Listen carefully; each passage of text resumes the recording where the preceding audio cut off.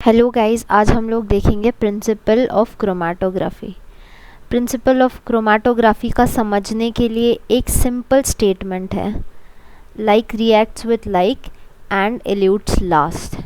अब इस स्टेटमेंट को समझने के लिए हम लोग एक इजी सी ट्रिक लेते हैं, राइट। सपोज कर लीजिए कि ये आप है, राइट, और आपके साथ और दो लोग हैं। एक एस नाम का आपका कोई फ्रेंड है और एक एम नाम का कोई आपका फ्रेंड है, राइट। और आपका नेचर जो है इन दोनों में से किसी एक के जैसा हो सकता है, राइट। मतलब इन दोनों में से आपका कोई एक बेस्ट फ्रेंड होगा जिसके साथ आप ज़्यादा से ज़्यादा समय बिताएंगे, राइट। अगर आपका नेचर इसके जैसा है तो आप मैक्सिमम समय एस के साथ में बिताएंगे, और अगर आपका नेचर एम के जैसा है तो आप लोग मैक्सिमम समय एम के साथ बिताएंगे, राइट। यही सेम कंसेप्ट हमें अप्लाई करना है इन क्रोमेटोग्राफी।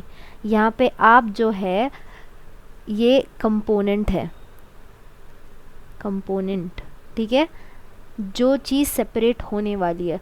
अगर आपका नेचर एस जैसा है, एस यानी स्टेशनरी फेज, स्टेशनरी फेज यानी कंपोनेंट की पोलैरिटी अगर स्टेशनरी फेज के जैसी है तो वो मैक्सिमम समय किसके साथ बिताएगा, स्टेशनरी फेज के साथ बिताएगा, राइट। और अगर कंपोनेंट की पोलैरिटी मोबाइल फेज के जैसी है, M stands for what, mobile phase. अगर कंपोनेंट की पोलैरिटी मोबाइल फेज के करीब है तो वो मैक्सिमम समय किसके साथ बिताएगा, मोबाइल फेज के साथ बिताएगा, ठीक है। अब जैसे कि अगर कंपोनेंट जो है, सपोज कर लो ये आपका कॉलम है, ठीक है, यानी कॉलम के अंदर क्या होगा, स्टेशनरी फेज होगा, राइट। स्टेशनरी फेज होगा, और अभी के लिए हम लोग इसे कंसिडर करते हैं कि स्टेशनरी फेज क्या है, पोलार है। और जो आपका कंपोनेंट है,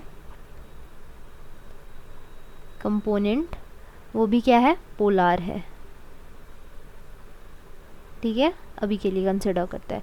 तो अगर आपका कंपोनेंट पोलार है और स्टेशनरी फेज पोलार है तो वो मैक्सिमम समय कहाँ पे बिताएगा, स्टेशनरी फेज के अंदर बिताएगा, और ये सबसे आखिर में इल्यूट होगा, लास्ट इल्यूशन, ठीक है।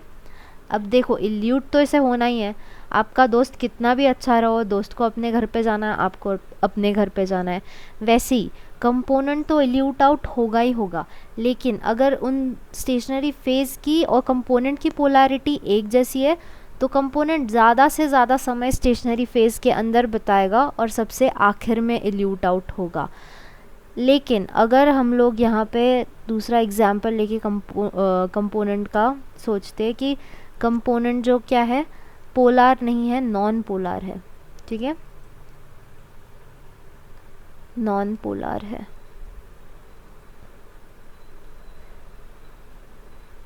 और मोबाइल फेज भी क्या है, नॉन पोलार है, मोबाइल फेज। तो आप बोलेंगे मैम ये ऐसे कैसे हो गया, आपने खुद से ही कैसे डिसाइड कर लिया।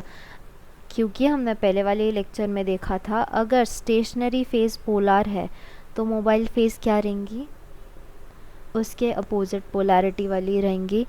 उसके थोड़ा सा दूर वाली पोलैरिटी, एकदम करीब वाली पोलैरिटी तो बिल्कुल नहीं रहेंगी, क्योंकि फिर वही केस हो जाएगी कि आप पानी में पानी ऐड कर रहे हो और फिर आपको अलग करना है। वैसा होगा क्या कभी, कभी नहीं होता है। इसीलिए अगर यहाँ पे मोबाइल फेज नॉन पोलार है और आपका कंपोनेंट भी नॉन पोलार है, ठीक है, और आप कंपोनेंट डाल रहे हो और मोबाइल फेज भी डाल रहे, तो ये दोनों की तो स्टेशनरी फेज से बन नहीं रही है, इनका नेचर तो एक जैसा नहीं है।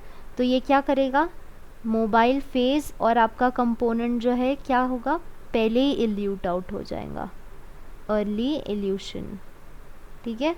उन दोनों को इसके अंदर रहना है क्या, स्टेशनरी फेज के अंदर नहीं, वो दोनों टीम बना लेंगे और जल्दी से क्या हो जाएंगे, इल्यूट आउट हो जाएंगे, ठीक है। तो यही आपका स्टेटमेंट था इसको एक साथ एक ही स्टेटमेंट में अगर आपको क्रोमेटोग्राफी को सम अप करना है तो this is the star statement. oops. ठीक है कि like reacts with like and elute last. तो यहाँ पे किस चीज़ की बात चल रही है? लाइक रिएक्ट्स विद लाइक का मतलब है ये कंपोनेंट है, हाँ, ये स्टेशनरी फेज़ है और ये इसका एल्यूशन टाइम हो गया. ठीक है, right. Thanks for watching. See you in next lecture.